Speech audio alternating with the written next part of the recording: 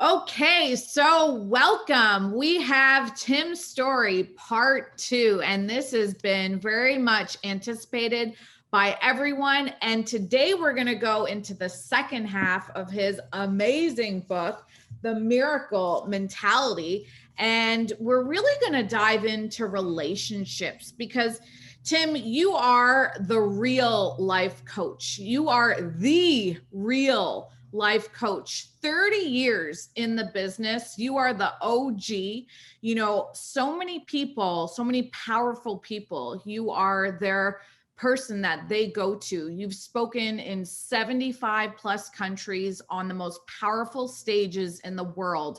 And so we're honored to have you back today. And we really want to dive into what your book does so beautifully, where it talks about relationships. And in your book, you touch on, if we can touch on, where we talk about going from beauty to ashes, because your book said a very powerful thing where it said relationship pain is all around us. Yes. And I would love for us to dissect these parts of the relationships. But if we talk about what does it mean when we can go, and get beauty from ashes, what does that mean, especially pertaining to relationships? So number one, good to be with you again. And tell them the great feedback we got from part 1. It was amazing. So, in that, for all those views, over 30,000 plus views, but the feedback from your book was really what I was aiming for, and you're changing lives. And I so appreciate you coming back here, because I know we're going to change 500,000 to 1 million plus lives in the next 30 minutes. No doubt about it. Okay, so let's talk about in the area of relationships. I think that the way we are created is we're created to connect. Okay. There's actually a Bible verse in Ecclesiastes that says, pity the person who is alone, because if they fall, they have no one to help them up. If they're cold, they have no one to keep them warm. That's super interesting, right? And I think that in the midst of COVID-19 and the pandemic, that we found people that were isolated, and they started to feel like, wow, I'm not married, and I didn't think I wanted to get married right now, but I do want some form of a connection. Mm-hmm. So I think the miracle mentality is an interesting thing.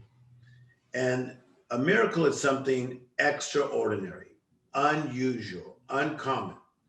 So a miracle doesn't always have to be so spectacular that it's almost bizarre. A miracle to me is just something that's extra. I want you to hear this, just extra.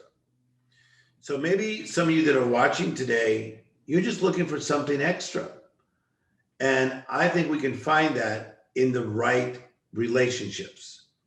Whether it's a friendship, you're dating someone, you are married to someone, whatever the relationship it is, you can put this miracle mentality, miracle mindset in the relationships. But here's what we have to understand. Number one is that we have kind of like the plan of this relationship in our minds. We always have some kind of plan on how we want this to work out. But you have the planning stage, and then you have the principles of like what it takes to have a good relationship, okay? The third, this is where people get in trouble, is the problem stage. Because anytime you interact with another human being, we're coming from two different places. So I want to talk a little bit about today on how to solve some of those problems. Because I think a lot of good people break up too soon. A lot of people get divorced, divided force too soon. A lot of friendships between two women or two men break up too soon that are just friends.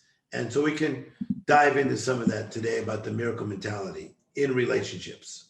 And, the word that you said there, connect, in your book, you touch on connect, cultivate, and create. And so, if we talk about the first layer, cultivating, because you give an order to the way our relationships should be structured in our life, which I think a lot of people are greatly missing. And this is why they find themselves in the madness, in the messiness, in the mundane. And so then to push into that magical arena, you start off talking about that parental relationship. And I love the story that you shared with Kanye West and, giving him that space when you initially connected with him, but then Yes. tying into that loss that he had with his mother. And you said something powerful in your book where you talked about the sheep. When the sheep doesn't have the vision of its shepherd, it is at unrest. And that's the Yes. role of leadership. So as a parent, why is it so important that we're visually there to serve in that place for people to get to that magical state? Yeah. So let's go there for a second. So, like, the story you talk about with Kanye West is that he was having some challenges. His mother, Donda, who was my friend, I was with Kanye at his mother's funeral in Oklahoma City. She was such a great leader. So a leader is similar to a shepherd, and a leader guides you, and we've talked about this before, guards you, which is protection, and governs you, which is administration. So if a person doesn't feel like they're being guided, guarded, and governed, then you got problems. But that's also in the workspace. Like, you expect your boss to have like a vision for the company. Okay. So with, let's say, Kanye West, even though he's a grown man, he was so connected to his mother. When there was no one there to guide, to guard, to govern, all of a sudden there was a restlessness and an uneasiness, and him admitting that he was not making the best choices because he didn't have that mother that always brought him guidance since he was a little kid. So let's take that into the relationship of, let's say, if people get married. If there's no guidance, no guarding of protection, because when people feel protected, they rest, just like you said. It's in the book. So powerful. So if, as a woman, if you have a man in your life that makes you feel protected, makes you feel safe, makes you feel like you can rest, makes you feel like you could be at ease, makes you feel like you could be yourself. Wow. That just opens you up for creativity and to be spontaneous and be yourself. So I feel like so many people, when they get together, a male leader, a female leader, they don't have these kind of discussions. Like, hey, I'm good at leadership at this, so maybe I'll help us with handling the bills. I'm good at leadership with this. Like, I know a lot of men that they do the cooking in the house. It's not the woman, but they're good at this. So they're taking the lead on food. Isn't that interesting? Yes. Okay. So there has to be that discussion between two powerful people coming together of what's your strength in guiding, what's your strength in guarding, what's your strength in governing administration. Bring those strengths together. And then if you have children, then you work together to guide, guard, and govern the siblings, the children, and then you create a better family. Yes. Tim, more of this needs to be spoken today. You're called the chef for the soul, because it's really, really true and powerful, the words that you're speaking. And Mhm. what you also mentioned in the book is that the order of the spouse coming before the children, which I have Yes. always known because I saw that modeled in my parents. And as a child, I never understood this, but then it flows in the business world. If we could tie this into, before we get into the work and career, for you to have a good love relationship, you spend an awesome amount of time dissecting this. we look at our partner and we look at them to fill in our gaps. But Yes. if we are also not staying connected to them, and then we go into that comfort zone, you gave a really awesome story where you're sitting at lunch with a couple and they've gone too far to the comfort side and they let Yes. go of constantly building that connection. Because in a household, if those two are not united and in one front, two become one, I believe it's chaos in a household. No So doubt about it. you can talk about that I don't like the word balance, but the connection and the comfort conundrum that we often are faced with in love relationships. Just so you know, I love the way you create your questions. Just fantastic. Thank you. And I think that you had brought it up from my book we talk about connection, and then we cultivate and we create. Yes. Okay. So the connection is easy. Like I'll meet a man and he'll say, oh my gosh, I was on vacation in Mexico and I met this amazing woman. All right. Most likely it was a physical connection where they saw each other, or maybe an intellectual connection that was there, or a pheromone connection. But that's one thing. The difficult thing is, as you said, next is to cultivate the relationship. And so one of the things I've been doing of late is going to Home Depot, which I think I'd been to like 2 times in my entire life. And I'm buying plants. And I was so bummed out that one of my really expensive plants that I got, lavender, and put in this beautiful pot, that thing died. And the reason it died is because I did everything wrong. Like, I won't get into the details, but I didn't put it in the right place. I didn't water it at the right time. And so I expected it to look like it did at Home Depot with that beautiful lavender look. Right.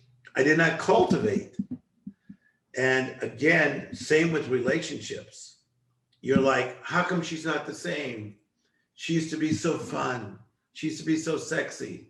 It's like, hey, silly man, you're not cultivating. And part of cultivating may be like in the morning, he makes the Starbucks run and he brings her back what she wants, or he cooks for her, or does little small things. That's cultivating the relationship. And vice versa. You find out what the man's love language is and you cultivate.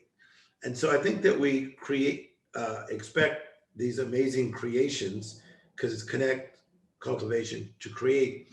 We expect these amazing creations, but we have not done the work to cultivate.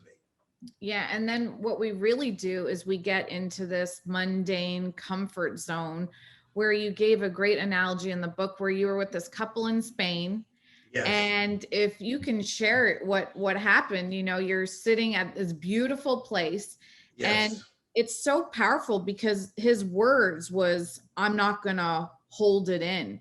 And that's what happens in a relationship. We just let everything out, let everything go, and it ruins the relationship. And so for people to hold honor and respect and regard for one another, I think that is, Okay, as you remember the story, what triggered you or what made you think about that story? Tell me. You know why I love this story, Tim? Because I've known my husband for 27 years. Yes. And I have never experienced that with him. And we have a certain regard and respect for one another that if he did that for me and that became my norm, I would silently resent him.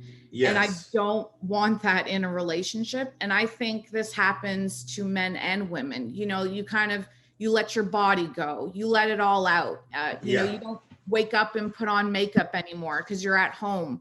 But maybe he doesn't want to see that, right? He's like, get it together. So I think, the truth of relationships is that we want to be loved. We want to be seen by our spouse in a good light all the time. So we have to shine that on them. Okay, I'm loving what you're saying. and you're so good at what you do. I think, again, this idea of a relationship that could start off so magical. And a lot of times they do, like, oh my gosh, we went to Mastro's and he was so amazing. And then he's taking me to the Ivy. I'm naming some LA hotspots. Yeah. And so, because I hear this, I talk to women all the time that are my friends. And then they'll start saying things like, wow, I figured out he's always running late. Or he had an ex-wife and the ex-wife is really bothering him. So he's been a little bit depressed. Okay, very interesting. And so maybe the guy started off very magical in the chase, very magical. But then he let that slip.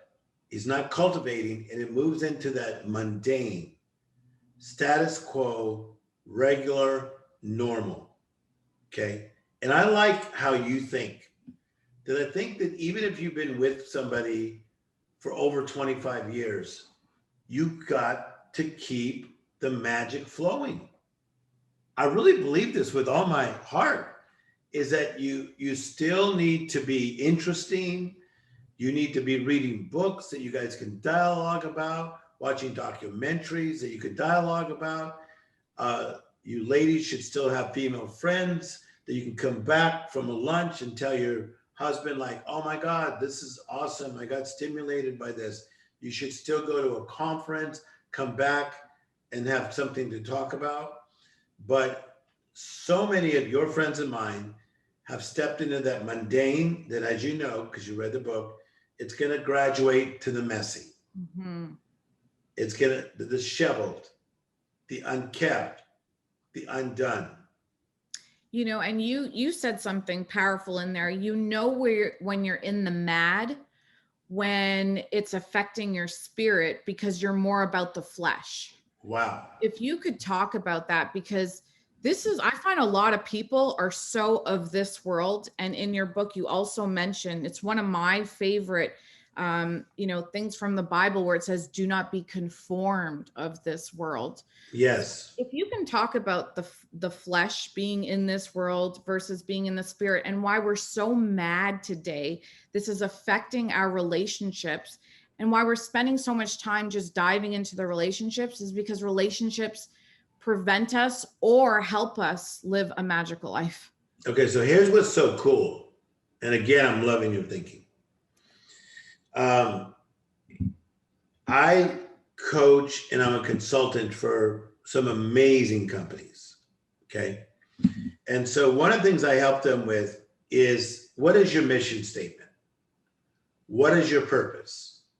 Like if you're Starbucks, what is Starbucks about? What is Disney about? Whatever the company is. Paul Mitchell, I work with Paul Mitchell. What is the culture about? What are we doing? Okay. The same should be for a marriage. What is our mission statement? What is our purpose? What is our plan? How powerful is this? It's not discussed, Mm-hmm. right? That's why there's so much confusion.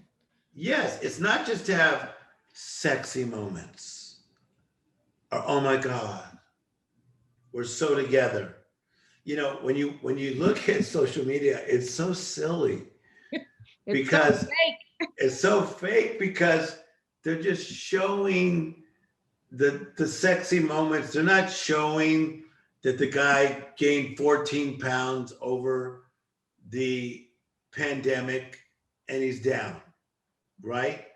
Or the woman is struggling because she's having some hormonal imbalances, or the kids are freaking driving them nuts, right?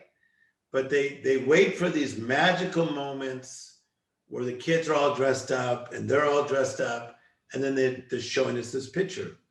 Well, it's not reality, because I live on the inside of Beverly Hills and get to see the people they see on TV.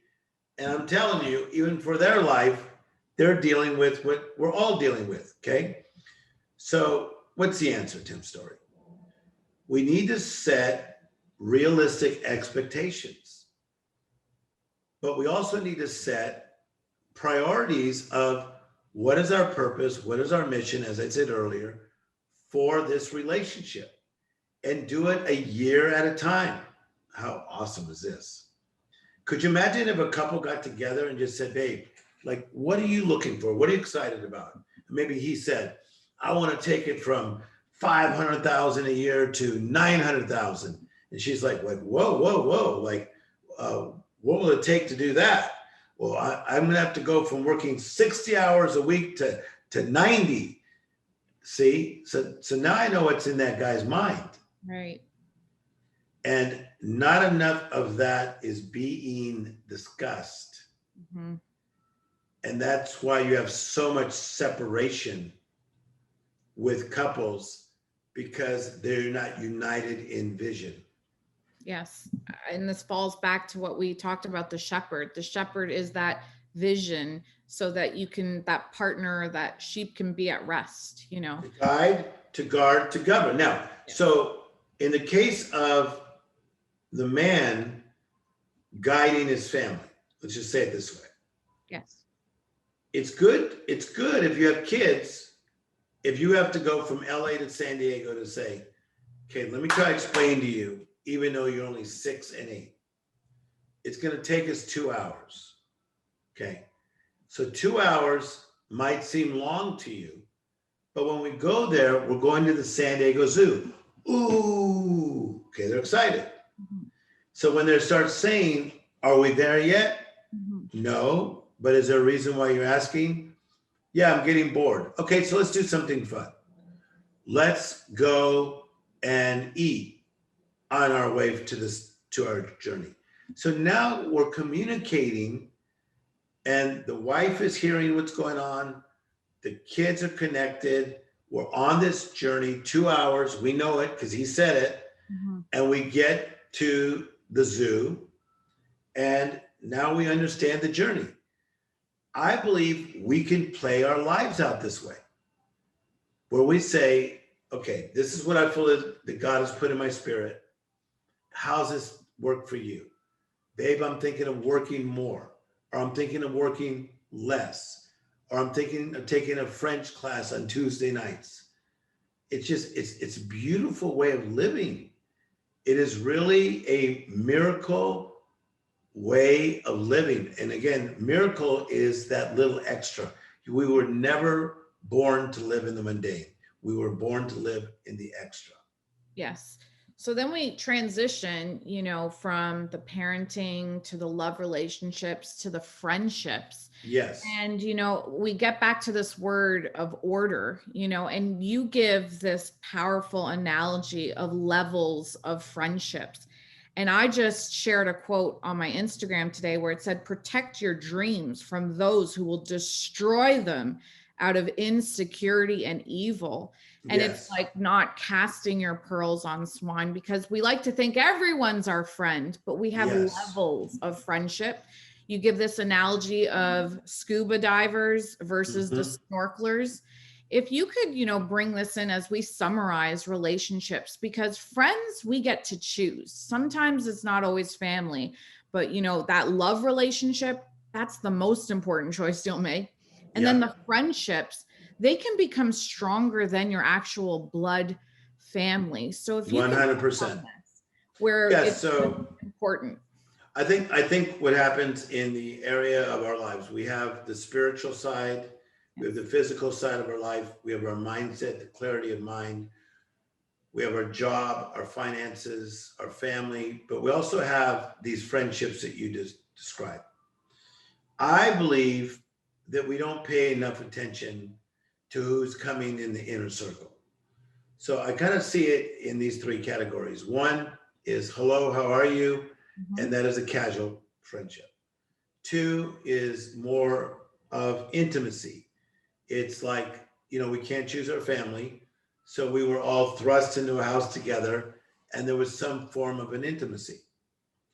But if you're not careful, if somebody goes from the casual to the intimate, that can really cause you trouble, because their spirit can get on your spirit. Their mood can get on your mood. Their motives can get on your motives.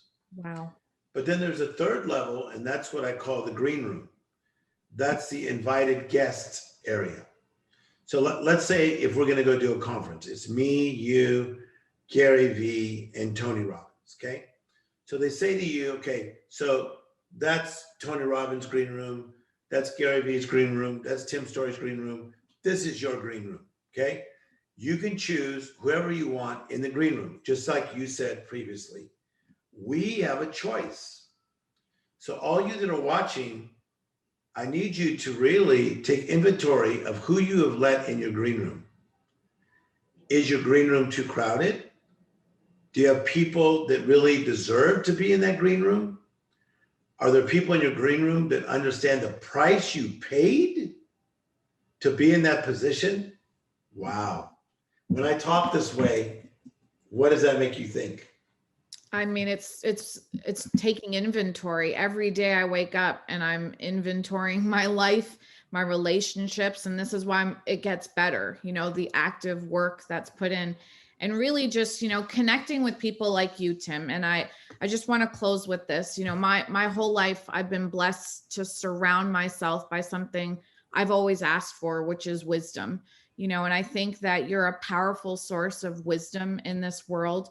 I hope you never stop doing what you do. And, you know, you talk about purpose, but if I can just ask you one final question, you know, how did you get to know what your life assignment was? Because when I look at you, I see someone living more than just their purpose, like an assignment from something more than just yourself. And I think that's very powerful. And I feel that from you. So how did you come to terms with your life assignment? And then just to encourage people as they're finding theirs, to not get bogged down in the details, you know, where you talked about moving from the mundane to the mastery. Great question. I think that I'm at the even playing field as everybody else. It's like starting the Boston Marathon, there's roughly 30,000 people. Mm-hmm. So we're all starting together. Oprah, you, me, Steve Harvey, Brene Brown, a famous chef, a housewife, whoever. Here we are. Boston Marathon's going to start. Mm-hmm. Okay, watch this. So now, what I want to discover is, why am I in this Boston Marathon? Is it to win? Is it for a cause to cure cancer? Is it part of my bucket list? So we all have different reasons why we're in this Boston Marathon. Isn't this powerful so far? Mm-hmm. So that this race of life, we all have different reasons. For some, it's like, I got a plane, I got a this, I got a that. I'm beating the sun up early. I'm whooping everybody. Okay, so congratulations. So you just told me your reason for being in the Boston Marathon. For others, it's like, I just love the world and I hug trees. I love nature. I collect butterflies. Okay, you just told me your reason for being in the Boston Marathon. So for me, I say, you got to find out, what is the reason you're in the race. So powerful. And it is a race. I just dropped a Jay-Z rhyme and Jay-Z didn't even say it, but it was that good. What is the reason you're in the race? So for me, is number one, to live. Mm-hmm. It is a privilege to breathe. Like, thank you, God. What a privilege to be in the race. Mm-hmm. And be next to you, Brene Brown, Oprah, Steve Harvey. Here we are. What a privilege. Thank you very much. And the measure of a man, Tim, is what you are, how you stand behind and beside someone when they're in their worst times. Yeah. That story you gave in the book, which is why everyone needs to get this book.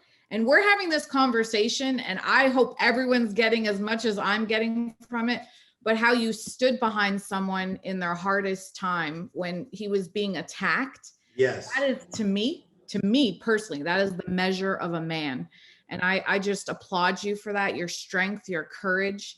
for what you've given to the world. And I look forward to connecting with you more in the future. But thank you for your time, and wrapping up this little series that we have. Part 2. We did 1 and 2.